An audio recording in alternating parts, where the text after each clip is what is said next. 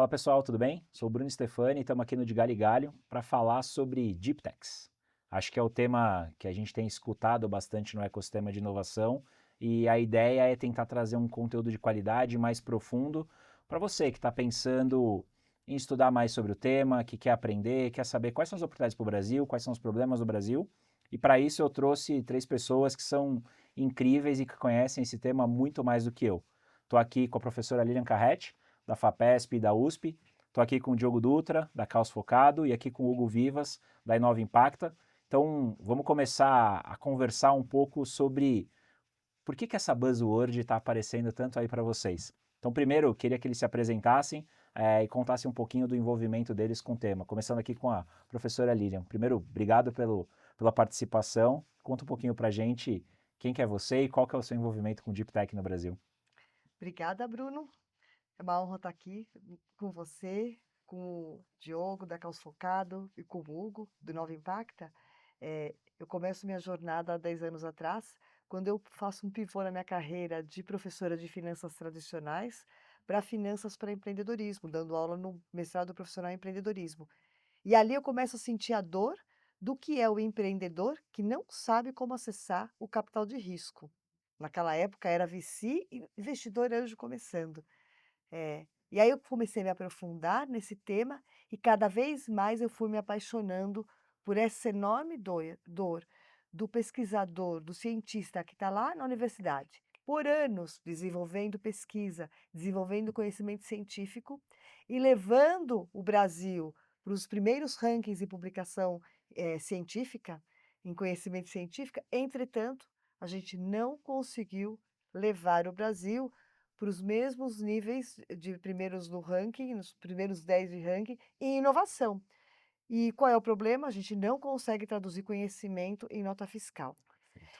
E seguindo essa jornada, esse caminho, nesse aprofundamento, eu atuei na agência USP de inovação, para entender melhor o que eu poderia fazer. A gente constrói, então, uma ligação com investidores anjos e com venture capital, para abrir essa comunicação e mostrar o que a gente tem de oportunidade que sai a partir da universidade. E o ano passado eu ingressei na FAPESP, que é a agência estadual do Estado de São Paulo que financia inovação.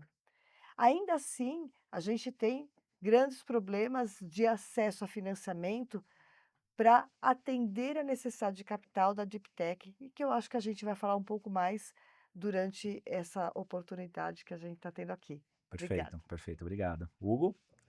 Brunão, obrigado pelo convite, cara. Feliz aí de estar nesse estúdio maravilhoso da Monkey. Espero que bastante gente nos ouça, né? Cara, é legal que essa iniciativa que você está fazendo. Espero que cada vez mais pessoas queiram saber e ouvir mais sobre Deep Techs, né?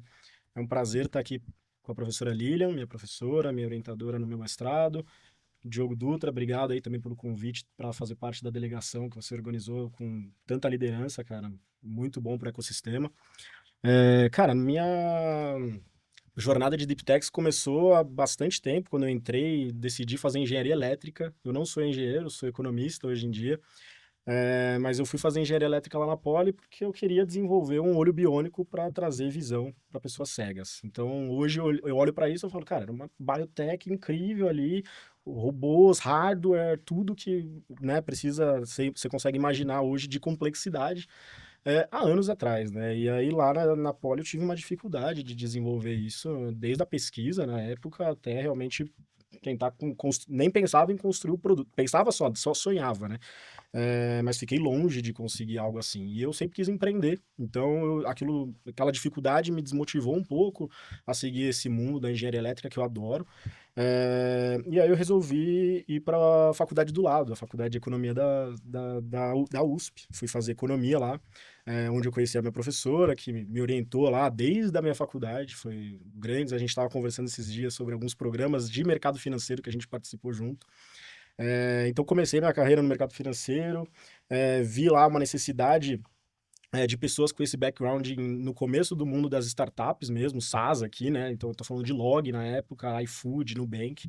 Tive o prazer de trabalhar nessas grandes startups, participei de boas captações e eu me sentia preparado para tentar empreender em um certo momento. Na pandemia eu tentei empreender em saúde mental, E aí, mais recentemente, eu acabei desenvolvendo ali, me aproximando mais desse ecossistema da Universidade de São Paulo, porque eu percebi que, assim como eu lá na época, lá atrás, a gente precisava ter esse fomento desse ecossistema da universidade, que tem um baita de um potencial, e a gente precisava ajudar, alguém precisava, né, não só já os órgãos ali da Universidade de São Paulo e até as próprias fundações governamentais, mas também trazer ali a iniciativa privada para fomentar esse mundo.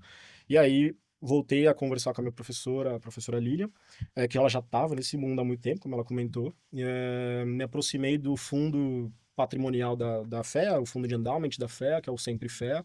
A Sempre FEA está apoiando muito forte ali as iniciativas de ex-alunos, de professores da FEA que querem, de alunos na verdade, que querem ali fomentar esse ecossistema. E aí a gente conseguiu montar um projeto que era desenvolver uma relação entre sócios, uma relação de confiança entre potenciais sócios de Deep Techs, olhando muito para o cientista que está ali na Universidade de São Paulo e trazendo gente capaz. A gente testou esse programa em 2024, foi um sucesso, a gente conseguiu desenvolver 7 Deep Techs nesse programa, a gente apresentou várias delas para investidores, e agora em 2025 a gente institucionalizou isso, conseguimos agora muito mais apoio, a gente está criando muito vínculo assim com ICTs, com o mercado, com a Calçfocado, com a FAPESP, com a USP, de modo geral, para a gente conseguir potencializar ainda mais isso, né? E depois mais detalhes eu acho que a gente vai falando com o tempo, mas Boa. é isso. Obrigado, pessoal. Diogão? Boa, obrigado, Bruno. Obrigado por estar aqui. Eu acho que esse é um espaço muito importante e agradecer também, tá? Estou muito feliz aqui de estar com a professora Lilian e com o Hugo. E contando, assim, eu vou tentar resumir muito, porque são 15 anos aí de ação com a Calçfocado, mas eu sou engenheiro mecatrônico de formação e acho que desde que eu saí da faculdade eu queria trabalhar com inovação. Acho que em algum momento ali no meu terceiro para quarto ano, quando eu fiz o meu intercâmbio na França, fiquei 1 ano e meio numa escola de engenharia lá, eu fui estudar inovação pelo design. E aí eu volto pro Brasil falando, cara, é esse tipo de engenharia que eu queria fazer. E aí termino a minha graduação na Poli, faço até um mestrado nessa mesma linha de engineering design. E aí, a partir daí eu falo, poxa, o que que eu vou fazer com isso? Ou eu volto para trabalhar com P&D na França, ou eu faço alguma coisa no Brasil. E a única coisa que a gente conseguia na época fazer era montar e vender o nosso conhecimento. Então a gente montou uma consultoria. Então o Caos Focado nasce como uma consultoria em inovação. A gente fica 3 anos tocando a consultoria de inovação, foi o boom do Design Thinking em 2011. Então a gente acabou fazendo um trabalho super interessante para marcas enormes, empresas enormes. E aí a gente chega um momento que tem uma onda de frustração, porque aquele trabalho consultivo ia até uma parte. E a implementação nunca acontecia. E a gente falou, poxa, mas você está falando de coisas tão legais, essa implementação não acontece. E aí a gente olhava para o lado, assim, amigos nossos da mesma geração de turma de engenharia, é o Renato Freitas, que fundou a 99, é o Diego Libânio, que fez o Zé Delivery, é o Maurício Vilar, que fez o Tembice, as bike shares do Itaú.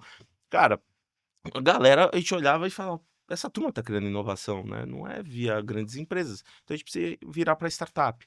E aí, nesse momento, a gente começa a testar alguns tipos de spin-off. As 2 primeiras dão muito errado. E a terceira engata. Acaba engatando de um jeito muito peculiar. Não era uma deep tech ainda. Foi uma startup de educação que a gente fez, chamada Nave à Vela. Só que foi bootstrapping. Então a gente tocou ela bootstrapping do início ao fim, então foram 6 anos de bootstrapping, chegamos a 100 funcionários, 150 escolas atendidas no país, a gente criou um sistema de ensino maker, né? Na época as escolas estavam montando Fab Labs dentro das escolas e não sabiam o que fazer com isso em termos de metodologia de ensino, a gente criou uma metodologia de ensino que fazia a associação dessas atividades com o desenvolvimento de habilidades socioemocionais.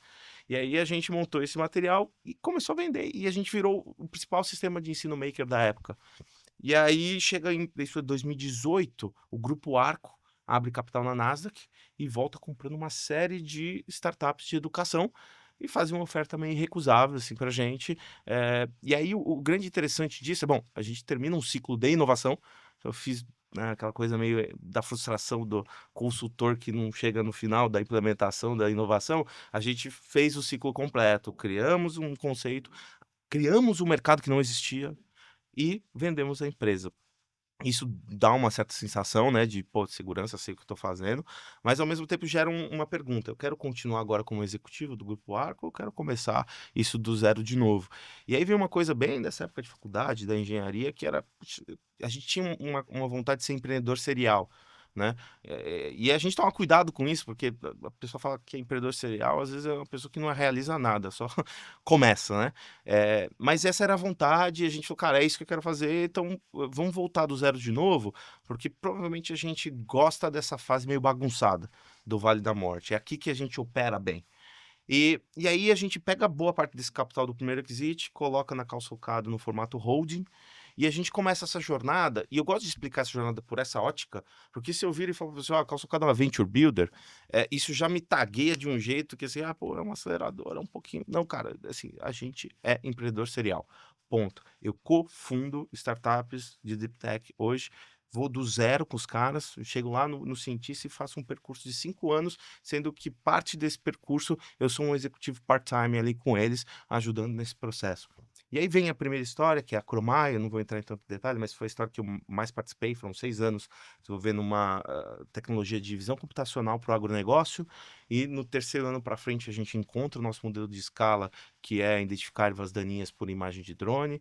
A Cromai agora já tem um série A de investimento, eu pude sair já da fase de Vale da Morte e estou no conselho, e a partir disso eu e os meus outros sócios fomos criando outras empresas, umas baseadas em saúde, outras para o agro, sempre olhando para IA, visão computacional, e bio e nanotecnologia. Aonde entra agora, acho que um gancho interessante é esse momento da Calçocado de se posicionar e entrar mais a fundo no ecossistema.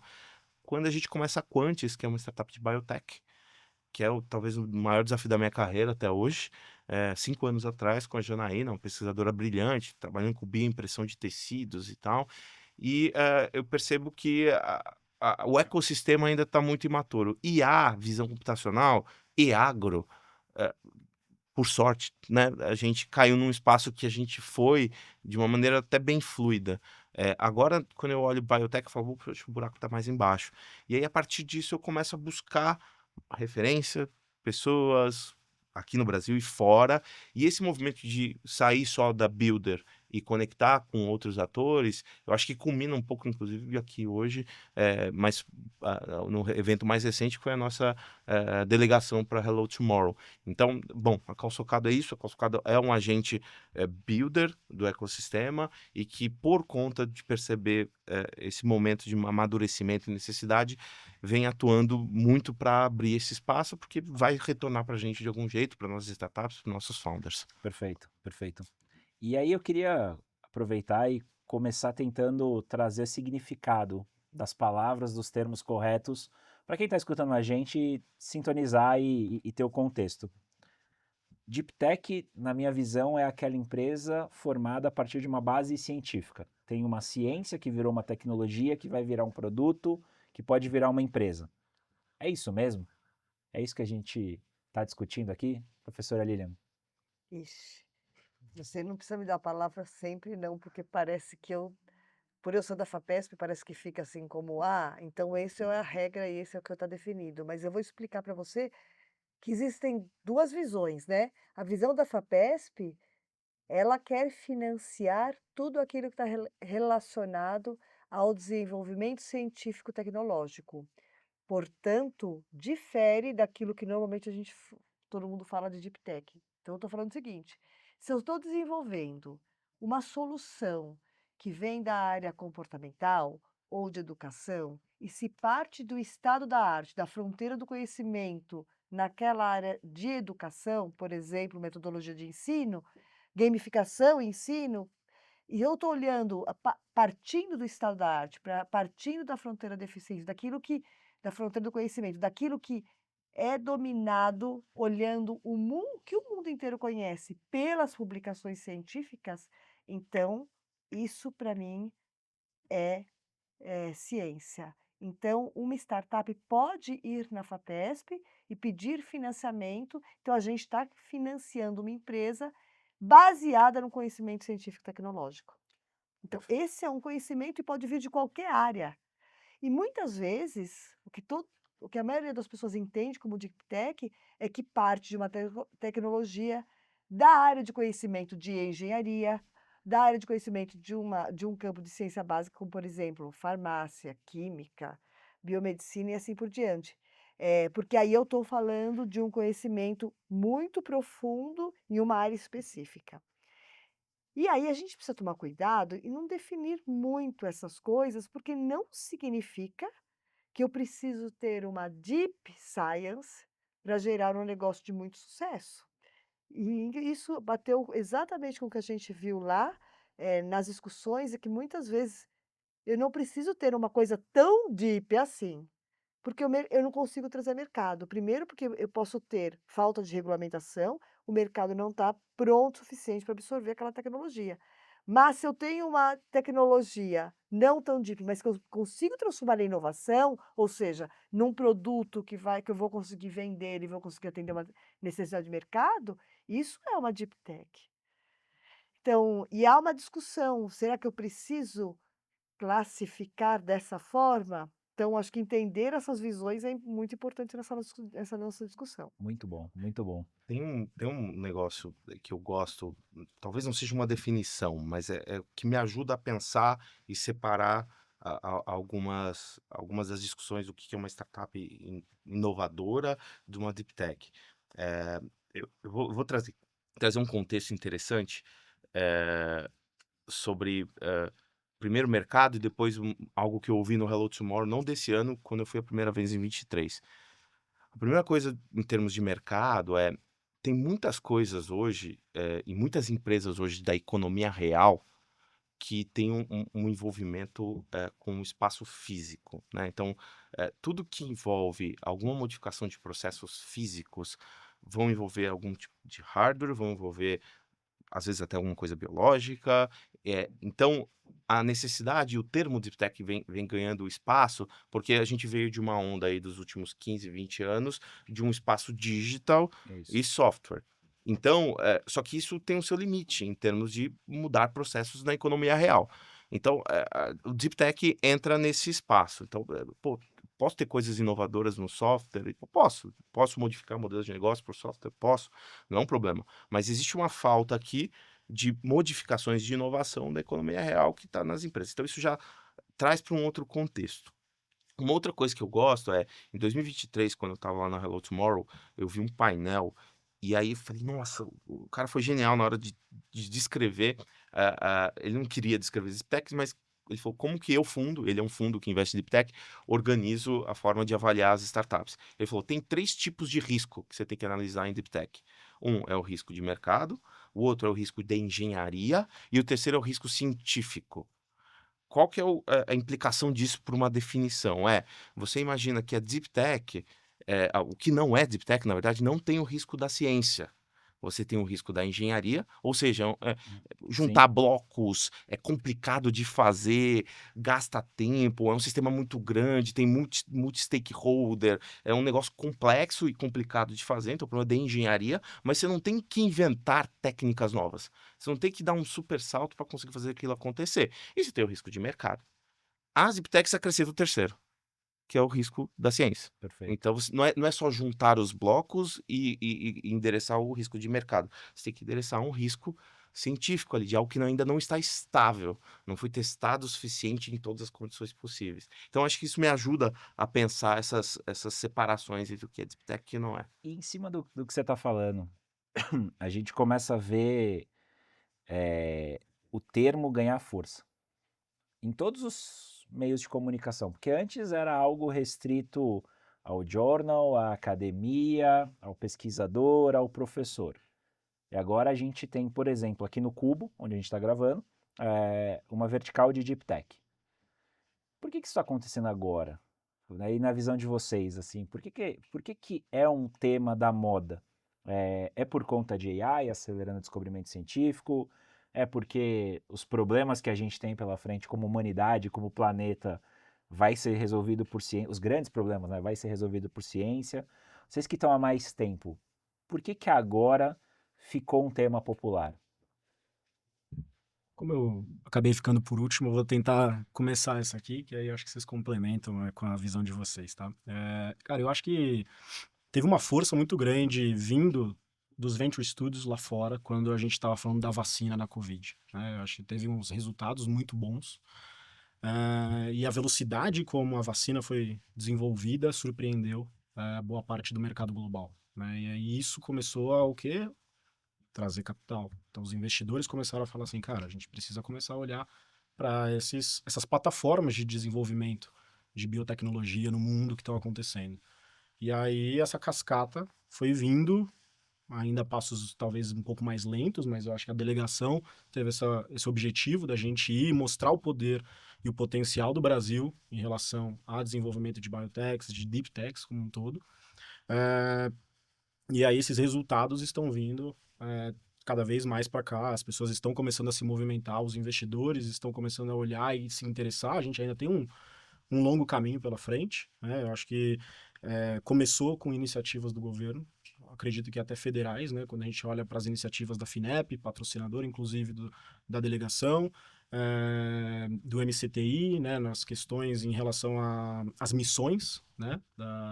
Que eles trouxeram para a gente, olhando biotecnologia, olhando o potencial do agro, olhando questões de soberania nacional, inclusive, que são necessárias, e as discussões, lógico, sobre inteligência artificial, mas também não só, né? Realmente a questão de desenvolvimento da vacinação. E isso está sendo cascateado, então a gente começou a olhar as agências de fomento aqui também, como por exemplo a FAPESP, trazendo essa visão de como ela vai fomentar cada vez mais a força no nosso ambiente de academia, a criação de um distrito de inovação ali na região da Universidade de São Paulo, indo até todo o estado de São Paulo, tentando abranger todo o potencial acadêmico e de desenvolvimento da Universidade de São Paulo, da Unicamp, né, de todos esses players aí. E aí a gente, né? Eu acho que os players iniciais, como a Caos Focado aí já trabalhando há anos, desenvolvendo suas deep techs, ganhando força, conseguindo trazer, por exemplo, outros players também suportados pelas agências, aproveitando, criando as delegações, trazendo cada vez mais força para que nós aqui, por exemplo, o Inova Impacta, que está começando, né, a gente consiga também ter um pouco de voz, também ter visibilidade, também conseguir contribuir e fortalecer aí, aparecer no podcast aí convidado, né, Bruno? Eu tenho um guess sobre esse movimento todo que está acontecendo aí, professora, se depois quiser complementar também. É, assim, eu vou dizer que tá na minha cabeça dois movimentos de maturidade de duas áreas distintas acontecendo no Brasil. Fora do Brasil tem outras explicações, principalmente a questão europeia. Eu acho que tem uma outra coisa ali que a França está trazendo, e essa ida para Hello Tomorrow mostrou para mim muito claro uma perspectiva de país e posicionamento perante a inovação global. Isso é um ponto europeu. O Brasil, eu acho que não tem essa perspectiva, apesar de a gente se conectar nessa mesma fonte e talvez estamos na busca dessa nossa identidade de tech aqui ainda, coisas que eles começaram já a encontrar alguns caminhos ali. Mas aqui no Brasil, o que eu enxergo, é um movimento principalmente de evolução das áreas de inovação das empresas, que eu acho que assim, quando eu começo lá na Calçocado como consultoria, falando de design thinking, começa um nascimento uma discussão sobre como que a gente inova, precisamos inovar, se não for, foi o nascimento do Open Innovation, né, do chessboard, assim, a coisa estava rolando ali, muita gente querendo fazer, mas não sabia como. E aí era muita tentativa interna e as inovações internas não estavam acontecendo. Aí vem um boom de Open Innovation. Então o pessoal começa a abrir plataforma de ideia, tenta fazer algumas coisinhas tipo, putz, eu quero tentar fazer coisas com pequenas startups que vêm aqui. Vem um aprofundamento disso de, sei lá, trilhas, né? Programas que pagam POC. Uhum. Aí surgem os hubs, aí surgem corporate venture capital. Então, assim, tem um processo, e aí, né, trazendo um caso aqui, por exemplo, a própria Eurofarma, né, no final do dia, foi um processo muito interessante de amadurecimento de área de Perfeito. inovação, e eles tinham parado aonde? No digital. Então, o corporate venture inicial deles era um corporate venture de digital. E aí você fala, poxa, mas quando que eles vão pular o corguinho? especificando que eles vão para a parte de bio, né? E aí, eu acho que quando chega isso, não só a gente questionando, mas eles mesmos provavelmente estão se questionando há muito tempo sobre isso, né? Como que eu faço isso, esse salto, que tem a ver com aquela outra resposta sobre economia real. Então, as empresas de economia real do Brasil tentaram vários modelos de inovação e vários deles acabaram tangenciando o core business, mas não atacavam. E aí, quando você vê que, poxa, cara, tem alguma coisa aqui, Deep Tech, que é diferente do modelo anterior, que era o acesso direto à universidade, né? Que tem uma configuração que tem empresas enormes que fazem muito bem isso, mas que talvez para as empresas não tão enormes assim, precisem desse articulador no meio do caminho, que é a startup, que diminui risco, né? Então, eu sinto que tem um amadurecimento desse setor e isso tem tem configurado um pouco toda essa direção de energia em Deep Tech. Um outro lado é um movimento também que vem de uns 10 a 15 anos, do movimento de investimento de impacto. A gente participou desse movimento de investimento de impacto, na Via Vela, empresa de educação, e sempre esteve envolvido com isso. Isso começa 10, 15 anos atrás e começam a surgir fundos de impacto. E a própria tese do que é impacto é meio complexa. Você quer alguma coisa escalável, mas às vezes você pensa em alguma coisa social, nichada, específica, aquilo não escala. Aí vira quase que um investimento filantrópico. E eu tenho sentido um movimento importante. Aí clima, principalmente, puxa esse negócio, que é, cara, a gente não vai resolver clima fazendo plataforma para as pessoas reciclarem em Aplicativo. casa, sabe? Isso é importante. Exato. Mas assim, capturar carbono é bem mais embaixo. Isso. Então a gente vai precisar olhar para a Deep Tech. Então eu sinto que esses dois movimentos eles estão convergindo no mesmo momento e players importantes com capital estão incentivando essa coisa para acontecer. E se a gente não resolver os problemas que Deep Tech resolve, ninguém vai fazer aplicativo, ninguém vai fazer Deep Tech porque não tem mais planeta, né? Acho que essa emergência chega na humanidade e, por incrível que pareça, as pessoas enxergam isso como oportunidade de negócio. Sim. Nossa. É isso, professor Aline? Então, eu ia Conta aí. complementar. Obrigada por ter passado a bola para mim. Gostei muito do que o Hugo e o Diogo falaram, mas eu vou usar uma palavra que o Diogo traz, que é a questão do risco. Sem dúvida nenhuma, dinheiro não falta. O que a gente precisa entender é o fluxo do capital, né? E até o Covid, você tinha inovação tradicional e você tinha lá até 2020 exatamente os tais dígitos e os softwares. Mas chega a um limite, é igual uma população de bactérias que ela vai crescendo, vai crescendo, vai crescendo, chega uma hora que não tem mais espaço. Então, não tem mais espaço para app nos celulares das pessoas. E a gente já resolveu grandes problemas com com essa transformação digital. E no Covid, a humanidade se sensibiliza e entende que ótimo que eu tenho dinheiro, só que eu não vou conseguir salvar a minha vida nem se eu colocar todo o dinheiro do mundo. E aí então você tem o envolvimento das grandes empresas que tinham mais atividade de P&D e conseguiam direcionar recursos porque elas sabiam fazer isso. Entretanto, passado o Covid, essas empresas, elas continuam a lidar com um tipo de risco que ela está acostumada e que ela conhece. E quem é que vai lidar com o risco do desconhecido? E quando a gente fala em Deep Tech, a gente está falando com um desconhecido. Quem é que assume esse risco de vou lá e vou empreender?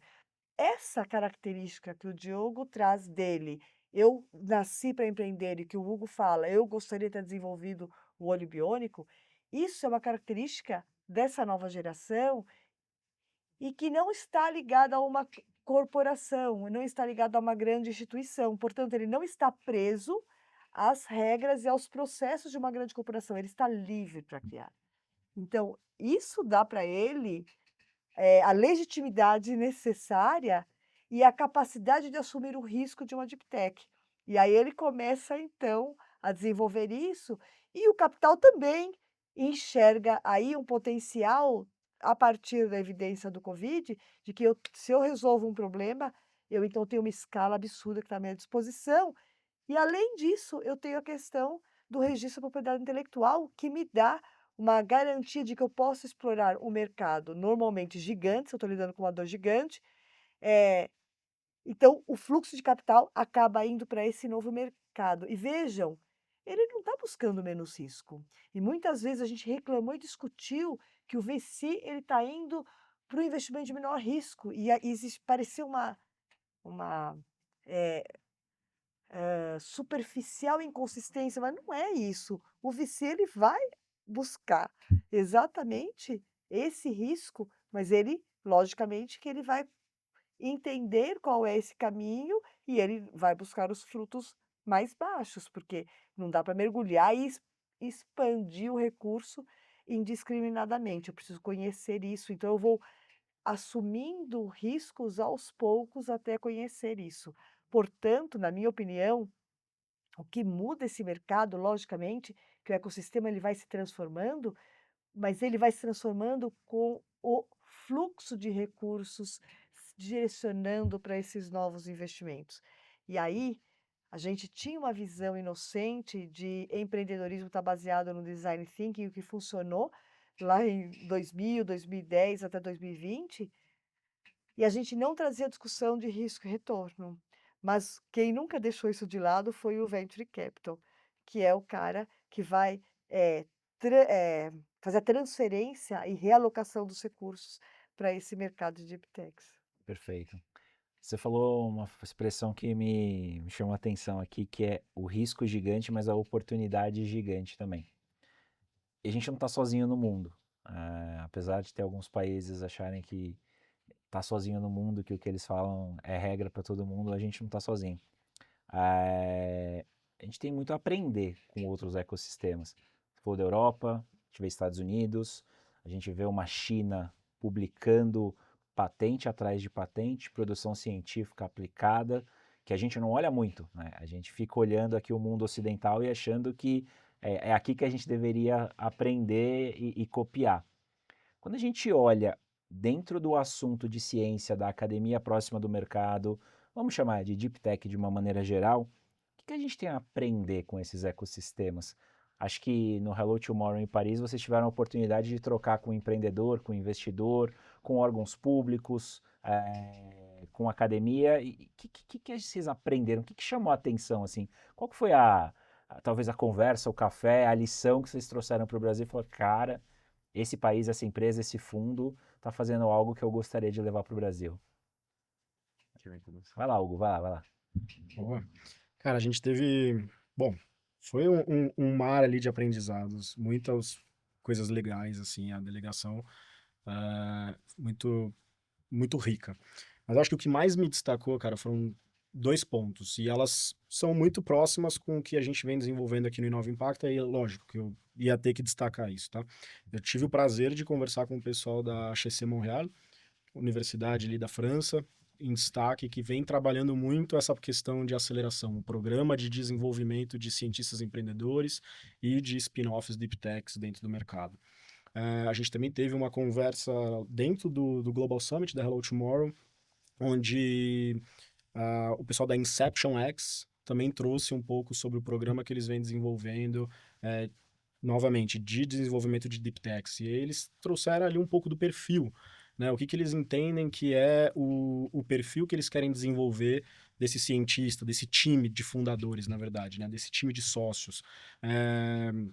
2, 3 cientistas juntos muitas vezes, o perfil discutido de um sócio gestor ou não, a necessidade real dele, mas o que para mim ficou muito claro foi a velocidade que essa pessoa, esse time de sócios precisa ter em termos de mudanças comportamentais ali e dos desafios que elas vão encontrar, principalmente no primeiro ano. Então acho que até a palestra ela Lab to Market, né, from Lab to Market, onde ali era o primeiro ano de desenvolvimento dessa Deep Tech, esse perfil dessa necessidade de, cara, você não tem você agora desenvolvendo um produto, né, para o mercado, você não pode se ater, lógico, a metodologia científica, que ela talvez seja um complementar, que ela olha para essas 3 verticais, né, aí trazendo um pouco do que o Diogo e a professora também trouxe, né, o risco de produto ou o risco de engenharia, o risco de mercado e o risco científico.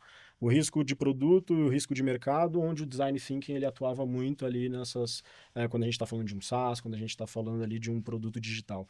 Mas a metodologia científica de hipóteses, de criação de hipóteses, de como você vai refutar essa hipótese ou comprovar essa hipótese, ela consegue validar ali essa parte científica. Mas dentro do laboratório é uma velocidade, né, do laboratório. É diferente da velocidade no mercado, que é necessária para você conseguir o quê? Ter um runway ali para você fazer o de-risk e você conseguir conversar isso e convencer um investidor de investir em você. Ou seja, você precisa mostrar que você tem uma velocidade.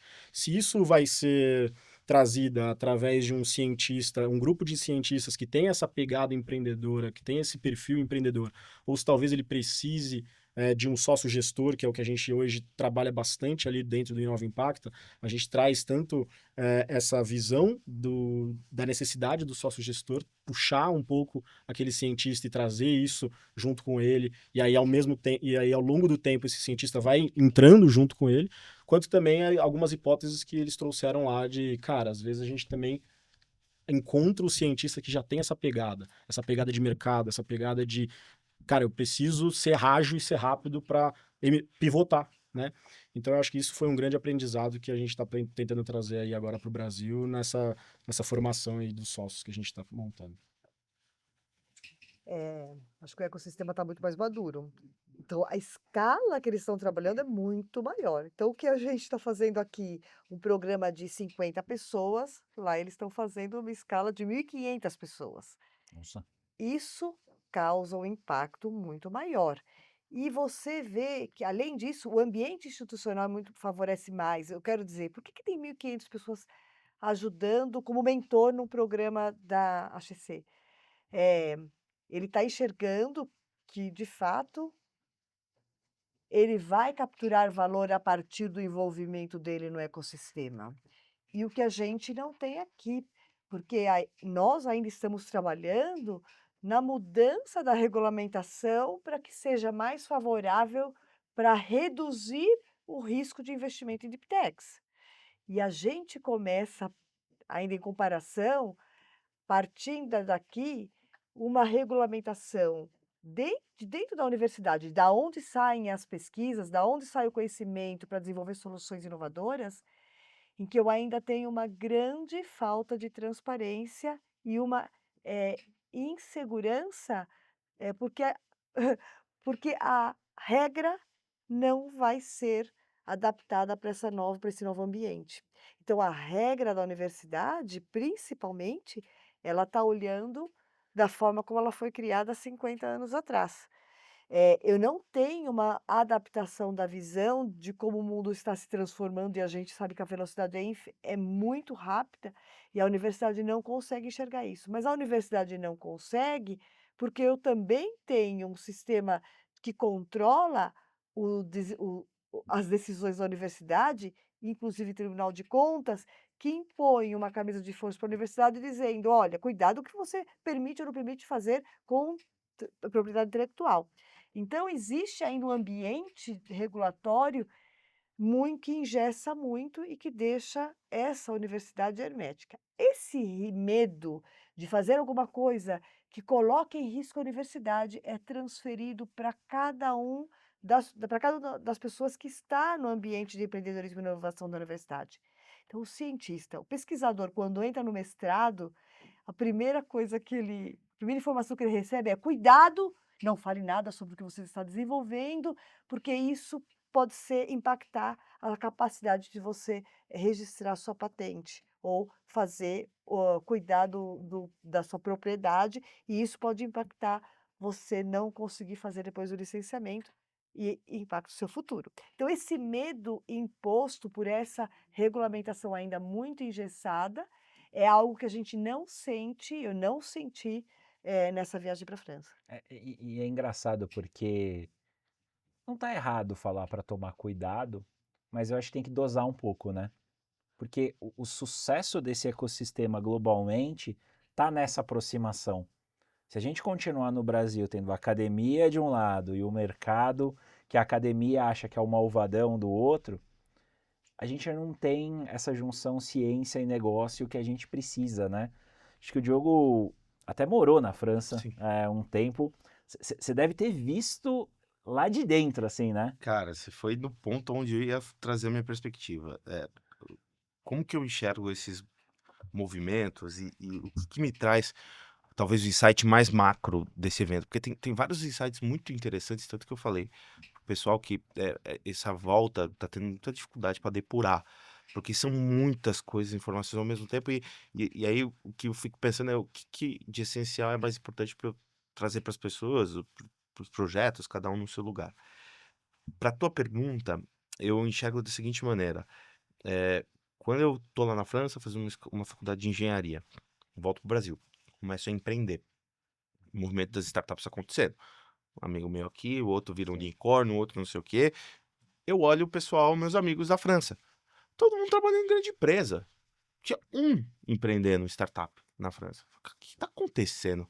Por que o Brasil parece que tem um ambiente mais ativo e uma faculdade de elite de engenharia na França? Um cara só que eu conhecia estava empreendendo numa startup digital. O cara tem que ter alguma coisa estranha aqui acontecendo e eles não estão capturando esse DNA. Volto em 2023 e encontro o Hello Tomorrow no seu 8º ano, numa maturidade, assim, que me abriu a mente. Falei, cara, putz, Deep Tech, não sei o quê. E qual que é a relação que eu faço? O Arnaud, né, que é o cara Aham. que criou o Hello Tomorrow, ele fala assim, cara, 8 anos atrás, isso aqui não tinha nada. A gente foi criando o evento, foi articulando agentes do ecossistema, foi trazendo gente para discutir as dificuldades e eles foram evoluindo. Então é uma construção de ecossistema que demora um tempo.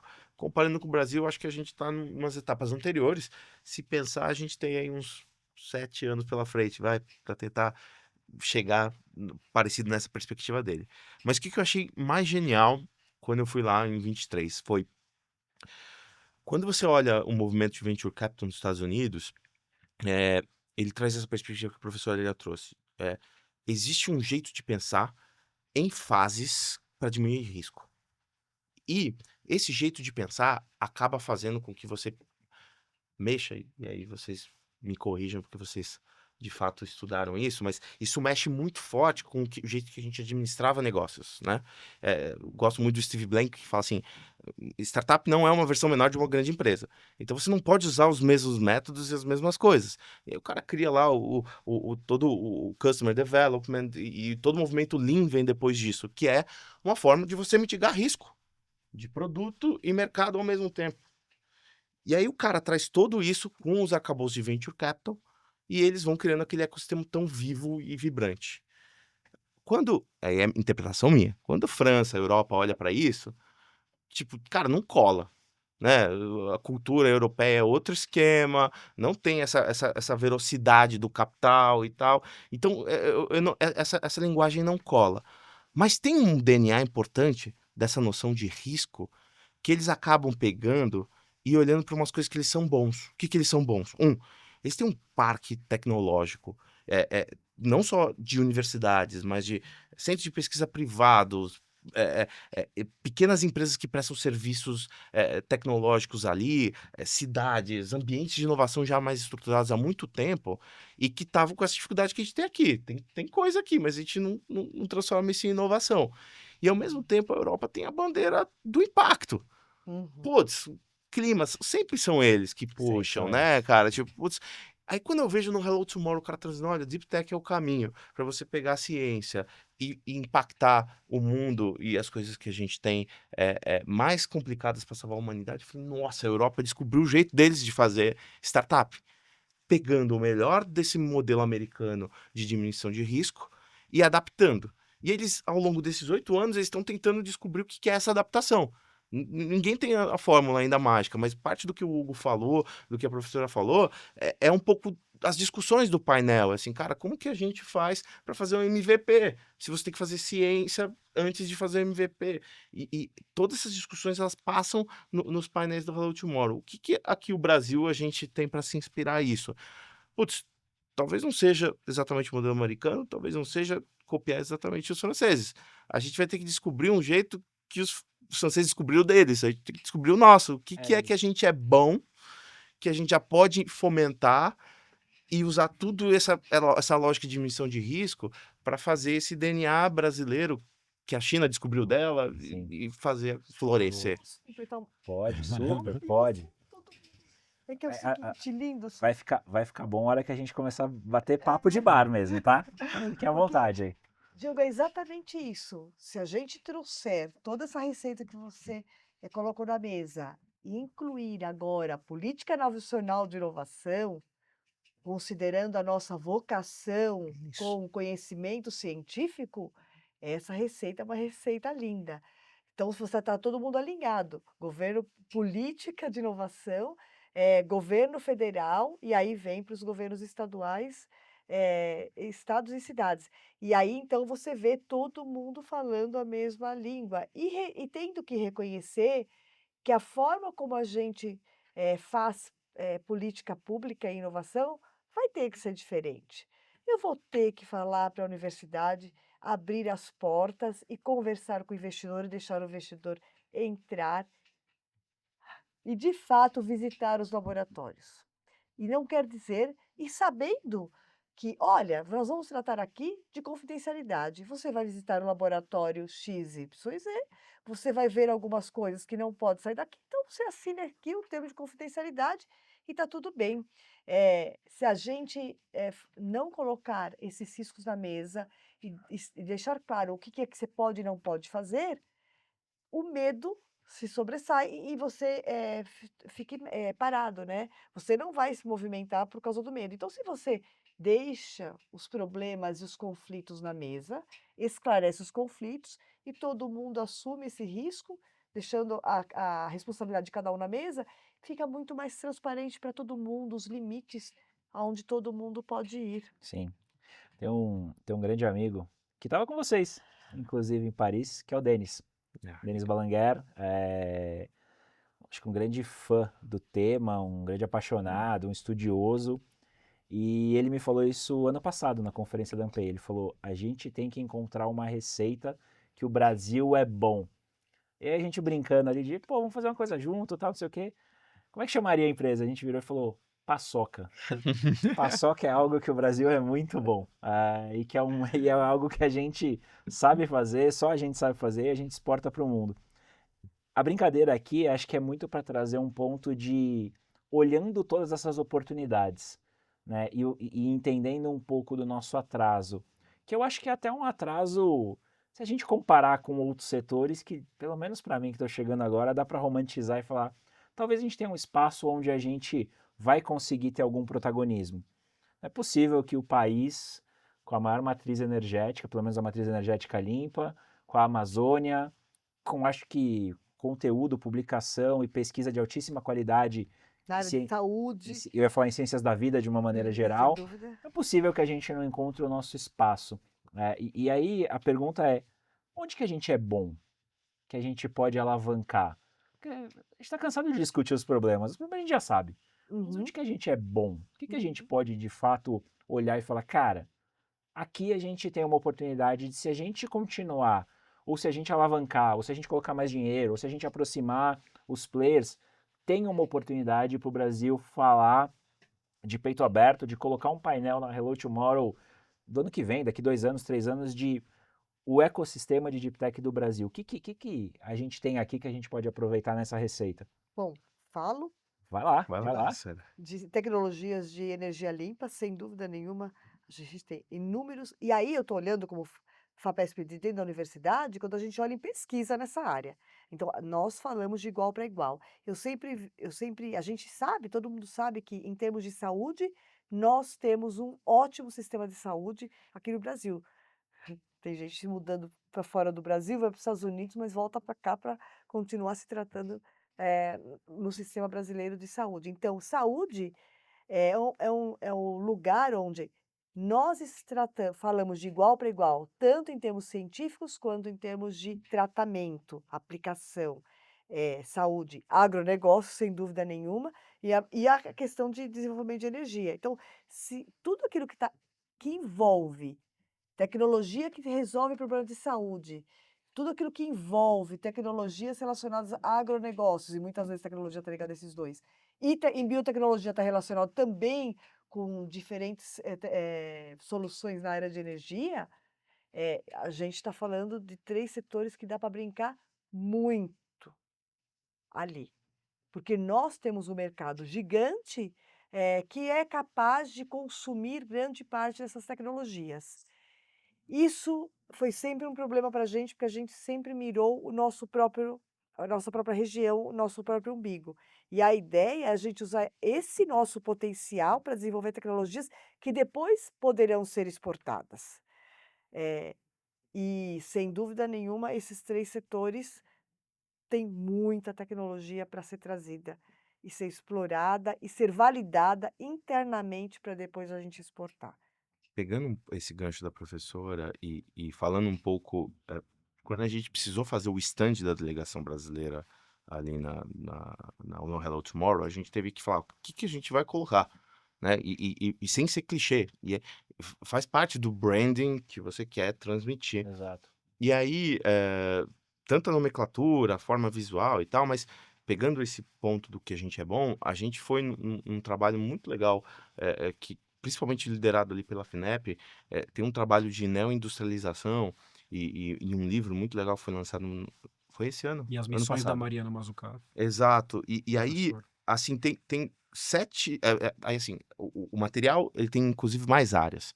É, o que a gente fez foi tentar pegar essas áreas do material de neoindustrialização e transmitir para uma linguagem mais próxima da Hello Tomorrow. Aí são esses 7 itens aqui: biotecnologia para a saúde humana, transição energética, inteligência artificial, no geral, para aplicações em indústria. Outro, descarbonização da indústria, 4º item. 5º item, minerais estratégicos e novos materiais. 6º item, bioeconomia e transição ecológica. E 7º, agronegócio e saúde animal. Então, assim, são 7 bons itens que a gente já tem como talvez uma estratégia que tá sendo desenhada para ir para uma política pública e tal. Então, é um norte muito interessante. O que passou pelas minhas conversas ali na Hello Tomorrow cara, será que 7 não é muito? Né? Assim, não para desestimular o investimento que ele precisa acontecer de qualquer jeito como política pública. Simplesmente para focar e Foco. vamos O começar com que 2, dá para 3. fazer de criar- foco? Exato. E aí a gente chegou numa conversa ali na nossa delegação, no foco, que talvez seja próximo até do que a professora Helena citou. Agronegócio e saúde animal, bioeconomia e transição ecológica, e o terceiro que é minerais estratégicos e novos materiais. Isso a gente é bom mesmo. Vantagens competitivas, né? Pensando como investidor, como negócio, né? Acho que Exatamente. é isso. E aí, Escala. o que talvez falte nessa análise, e aí faz parte um pouco agora do espaço privado e do ecossistema privado das empresas que estão rolando no setor de inovação, é o quão maduro está esse ecossistema desse lado. Porque, de um lado, o governo está trazendo uma direção estratégica, é isso que a gente vai fazer. Como que está, por exemplo, o ecossistema de inovação do agronegócio, o ecossistema de inovação dos minerais e das indústrias de transformação químicas? Como que está o ecossistema, né, de bioeconomia e transição energética? O quanto essas indústrias hoje, a gente falou de Open Innovation, estão já maduras o suficiente para interagir com esse ambiente, porque o capital público ele vai até uma fase do processo, ele ajuda a diminuir o risco até uma fase. Dali para frente, se não tiver o envolvimento tanto de indústria como de capital privado, a gente vai ter um gap. Inclusive cadeia de valor. Exatamente. E eu acho que é onde a gente está, né? A gente tem esse gap, talvez a gente tenha alguns candidatos aqui a serem grandes investidores, acho que Caos Focado, dentro da sua expertise e da sua tese, quer ser um deles. Sim. Mas a gente tem o Gui da Grids, Sim. a gente tem a Indicator, a gente tem a KPTL, que faz um trabalho, acho que incrível, e não só de investimento, mas de construção do ecossistema há muito tempo. Eu tenho dificuldade de falar mais uns 3, 4, 5 nomes, assim. Tive os meninos Daniel e Lucas da Emerge montando a sua estrutura também. Eu acho que tem um espaço ainda. Sim. Mas se a gente olhar, os principais fundos do mundo de Deep Tech, eles não são tão antigos assim.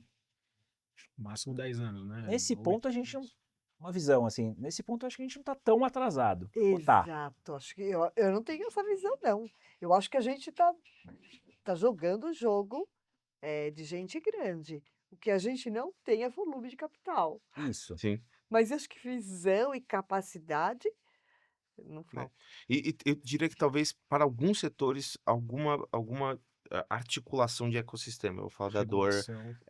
tem uma parte regulatória que a gente está avançando também bem, e esses últimos anos foi bem interessante o movimento regulatório, dentro desse espaço de inovação, mas assim, tem coisas, por exemplo, em biotech, que aí é uma dificuldade enorme, para você construir capacidade para montar batches, pilotos e Que é o etc, tal do Se que é uma cadeia de você valor a para você cadeia de conseguir. valor. Se você avançar no TRL numa biotech que está olhando para análise clínica, health, humanos, é muito mais desafiador por questões regulatórias, e aí isso acaba também criando ali um gargalo no runway, muito mais difícil do que você conseguir avançar olhando para o mapa, né? Olhando para a agricultura, É. que tem ali um ecossistema com uma regulação mais pró-inovação.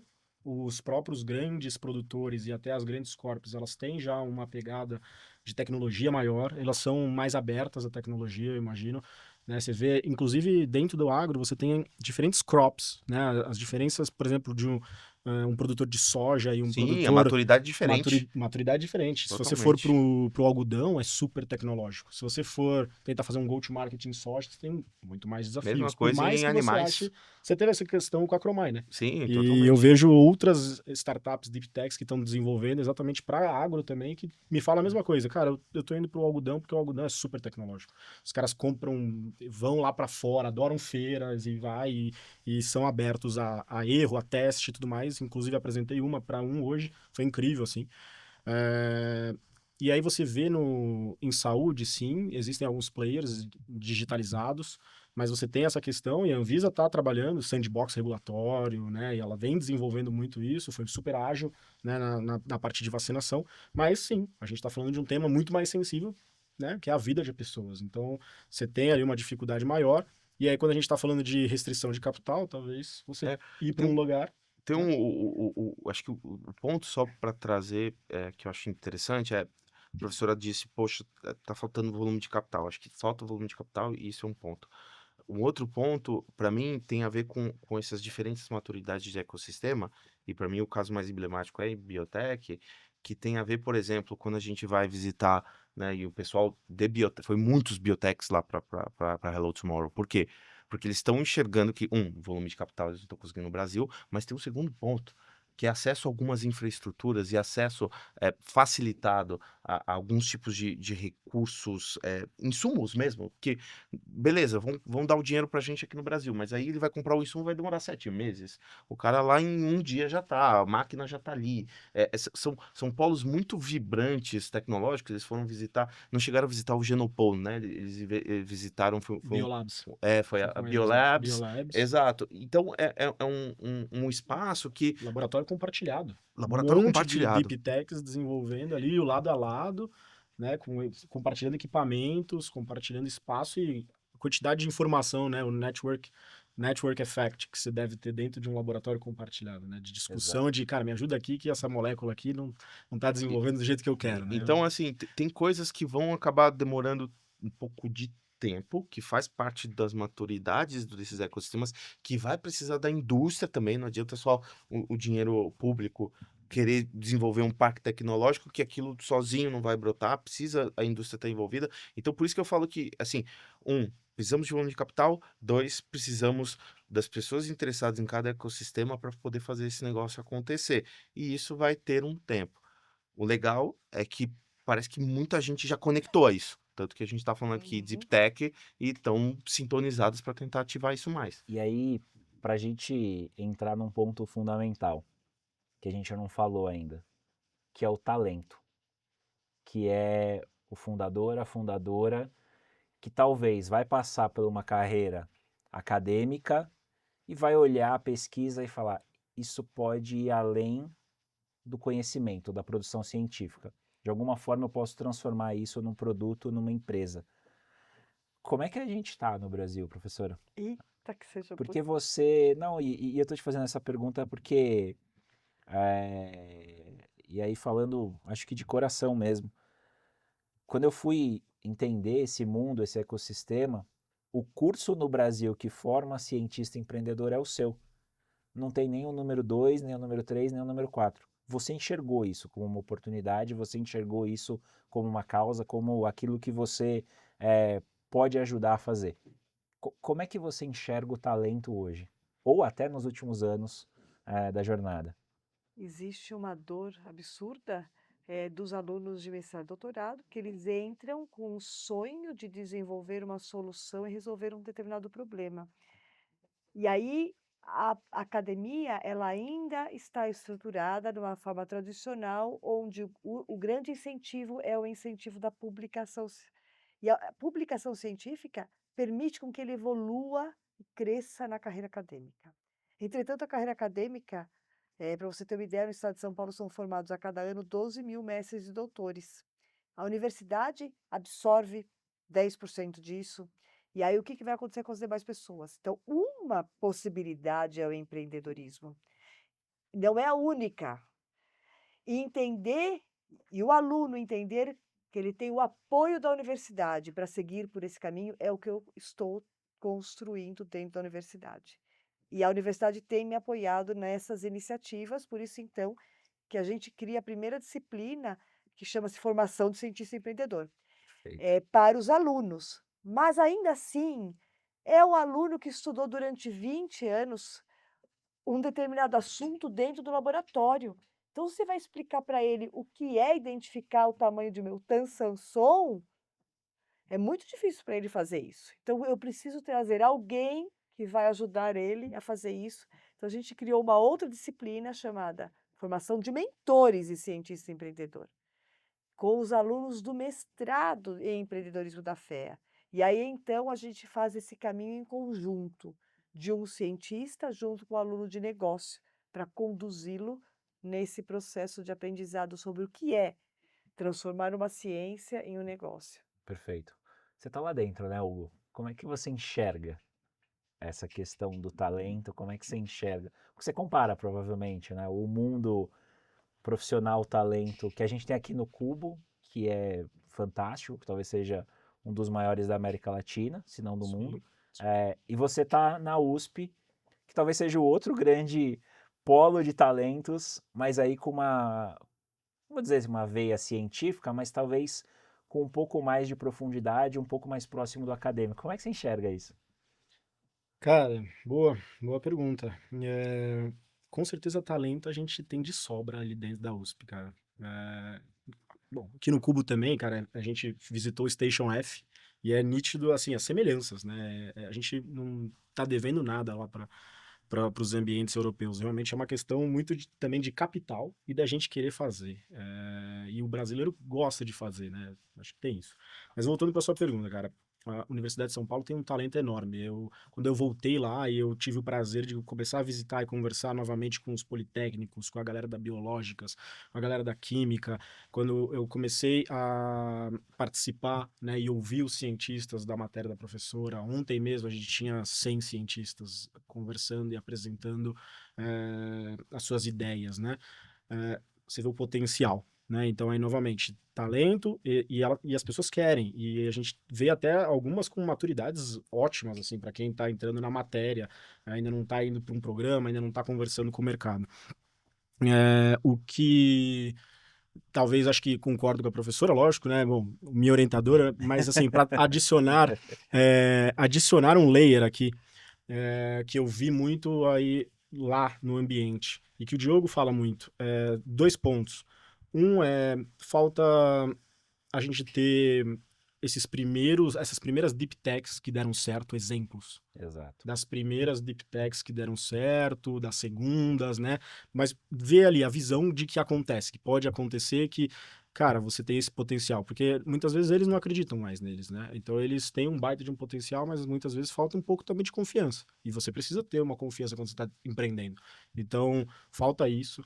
E aí é muito bom a gente estar ali próximo, porque a gente está criando essa relação de confiança, tanto para eles confiarem na gente, quanto eles confiarem neles mesmos e verem que é possível. Então a gente traz gente, o Caos Focado está sempre lá com a gente traz deep techs que estão dando certo, a gente trouxe gente que também já deu certo. São low profiles normalmente, a gente precisa fazer mais barulho, né? Bruno tá aí querendo trazer mais isso, evidenciando aí via podcast, mas sim, e isso aumenta a confiança. Então é talento, confiança, são mentores que entendem essa jornada, e aí, se vai ser um sócio-gestor ou talvez um grupo de cientistas muito, muito bons com essa pegada de confiança, com essa pegada empreendedora, mas a gente também tem que trazer os investidores. E aí um pouco do meu, inclusive da minha tese de mestrado, é ensinar um pouco os investidores, a visão dos investidores. Porque como falta, e aí agora trazendo o que talvez eu vejo que a gente não tem aqui no Brasil e que tinha muito lá forte, lá fora, tanto né, nos Estados Unidos quanto na Europa. Um board técnico também nos fundos de VC. É o cara técnico, é o conselheiro técnico, o cara que entende de deep tech investindo. Né? Aqui a gente não tem, a gente vê que normalmente é uma galera mais de negócio. E aí a Sim. pessoa não entende deep tech, não sabe, Talvez vou colocar dinheiro nisso? eu colocaria aqui a palavra sensibilização. Eu gosto mais de sensibilização para ele entender o esforço que tem que se fazer, o investimento que tem que se fazer, para você trazer uma solução com essa proteção, né, que a gente fala. Então, esse esforço que o Diogo, eu admiro pra caramba o seu trabalho, porque você entrou nesse jogo sem ter muita informação, que é o perfil do empreendedor, logicamente. É Como aquela é que... ignorância positiva, né? Eu não sei onde eu vou me enfiar, mas eu me enfiei e agora não dá pra voltar atrás. Então vamos só pra frente. Então, E que bom, cara, é. que E bom. a hora que você sensibiliza, que você vê o esforço e a dedicação de alguém que dedica a sua vida para pesquisar um determinado fenômeno, É. para testar uma teoria, e ele traz isso à tona, é um orgulho que ele tem absurdo, que muitas vezes a academia não é tão carinhosa com ele assim, sabe? E às vezes a estrutura hierárquica da universidade até atrapalha ele a criar essa confiança. Por isso que a gente criar um caminho de apoio para ele significa o seguinte, que nós podemos levar ele, apresentar ele para o investidor, como a KPTL, por exemplo, ele sabe que eu estou apresentando e que eu não vou deixar esse cara expropriar valor, inclusive retirar a propriedade intelectual, que é uma coisa que ele tem muito medo. Então, é, é um espaço que me enche de emoção, porque para conquistar essa confiança é um trabalho de muitos anos. Perfeito. E só um adendo, né? Na minha época, quando a gente conversava sobre o investidor investindo em startups lá no começo, e até hoje acontece, mas você falava assim, cara, existem os layers, né? Você está falando de um investimento anjo, você está tirando 10 a 15%, 20% no máximo. Você está falando de um seed, um Series A. Cara, quanto que os founders vão sendo diluídos com o tempo? Isso é um papo, é uma conversa que você tem com o investidor de todos os âmbitos, mas era muito forte quando começou isso aqui, SaaS e tudo mais. Hoje você tem agora, às vezes, e aí novamente, você vai evoluindo os erros dos investidores, né? Talvez o misleading ali. Antes era o cara investia anjo já querendo 50%, o seed já querendo 50% e matava a startup ali. Aí agora você tem um outro layer. Às vezes o cara pedindo mais na propriedade, né? Discussões de propriedade intelectual, discussões de como você vai desenvolver essa ciência, de quanto o investidor vai ter, de quanto que o cientista tem, de quanto a academia tem. Então você tem agora mais um layer para também educar essa galera dos investimentos. E aí é importante ter essa galera de ciência que já passou por isso e entende muito bem dessas discussões para ajudar isso. Muito bom, muito bom. O papo tá excelente. Eu sei que vocês não viram o tempo passar. A gente já tá aqui há mais de uma hora, bem mais de uma hora. E queria encaminhar para o final. Espero que não seja esse o último papo que a gente vai fazer, porque tem muito tema ainda. Mas primeiro, de verdade, assim, queria agradecer, porque acho que o trabalho de vocês três e de outras pessoas, de uma certa forma, me deu segurança para falar, é aqui que eu vou, talvez, traçar a próxima jornada, assim, de olhar e falar, poxa, o que eu fiz no Itaú, na Ambev, agora eu gostaria de fazer com ciência. Porque é engraçado isso, né? A sua vida acaba sendo ciclos, né? Lá atrás, há sei lá quantos anos atrás, eu era um estudante de ciência no ensino fundamental, no ensino médio, competi em Olimpíadas e tal. Nunca fui muito bom, mas sempre fui muito esforçado. E agora acho que eu posso fazer alguma coisa para o garoto de hoje, a garota de hoje que está olhando ciência e que talvez não queira ser uma professora, uma pesquisadora, queira ser um empreendedor. Então, para mim, está indo muito nessa linha. E aí, queria pedir para vocês deixarem uma mensagem para esse jovem cientista, para esse investidor ou para o órgão público. Estou copiando a pergunta que o Hugo colocou aqui no nosso roteiro, ficou muito boa. Que mensagem que você deixa para esses atores do ecossistema? Pode ser para os 3, pode ser para um. Queria ouvir de vocês assim. E para quem está escutando a gente, assim, falar, poxa, eu acho que eu vou entrar. O Diogo entrou com muito mais risco.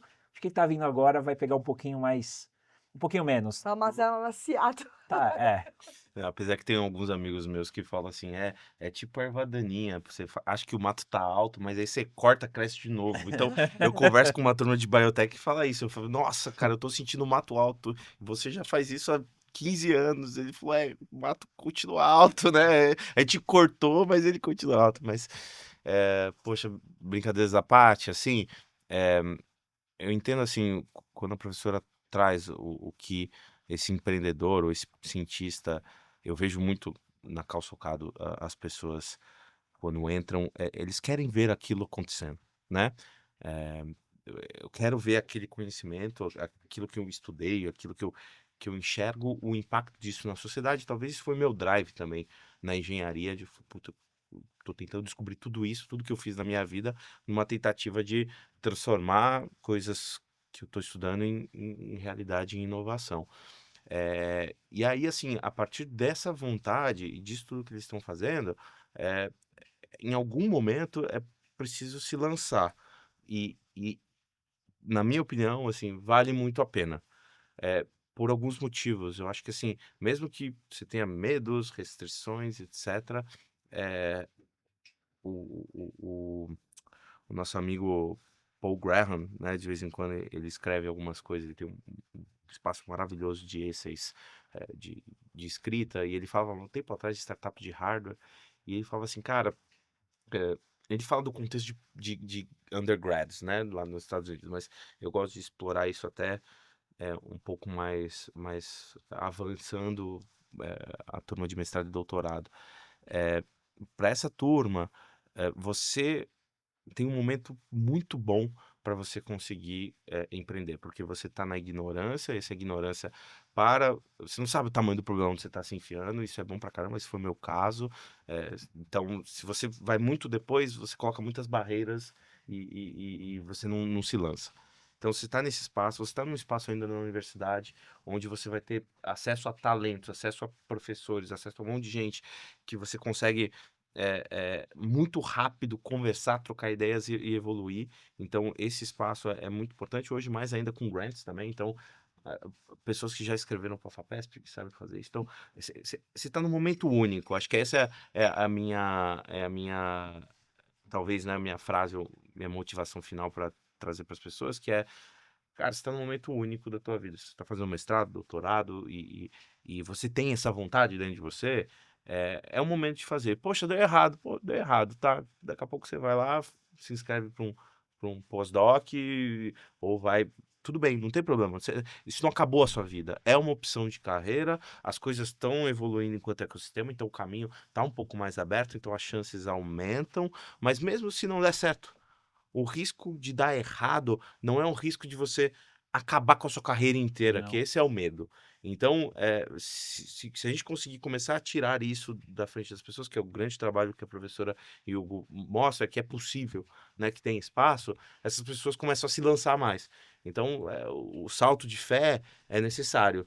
E o convite é para fazer esse salto de fé, porque se você saltar e der errado, do chão não passa, esse é o ponto. Então, e a dor não é tão forte assim, e você consegue realinhar a carreira tranquilamente. E tem um detalhe: se der tudo errado, no fim você gerou muito conhecimento, muita pesquisa que provavelmente vai ser base para quem vem depois. E Totalmente. tem outra coisa, aproveitando, desculpa, Hugo, é Não. o seguinte: Se der errado, a transformação já ocorreu.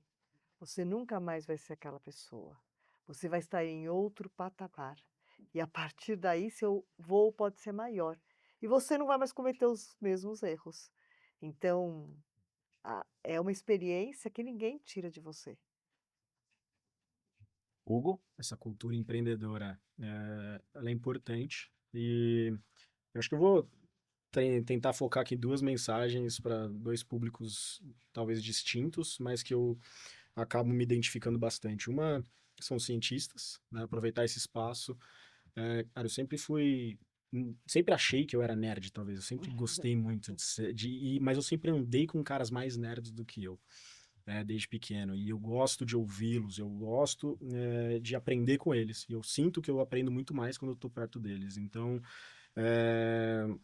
e aí, em um determinado momento, eu falei assim, cara, eu acho que é aqui que eu gostaria de me desenvolver mais e ajudar eles a se desenvolverem, mas o meu perfil, ele é mais humano, ele é menos técnico, então eu preciso, e eu quero empreender, eu gosto de tomar risco, eu tenho essa cultura empreendedora. Então eu acabei seguindo por um caminho que hoje eu me vejo realmente um fomentador desse ecossistema para as pessoas que eu admiro muito. E aí eu tenho uma admiração total pelo Politécnico que formou, porque eu sei quão difícil é aquela faculdade, e eu tenho uma admiração total por essas pessoas aí, mestrandos, doutorandos, né, a galera PhD.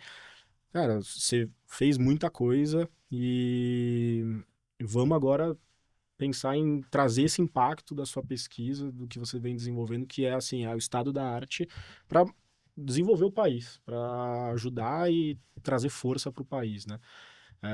E esse é muito no meu objetivo hoje de vida, assim, né?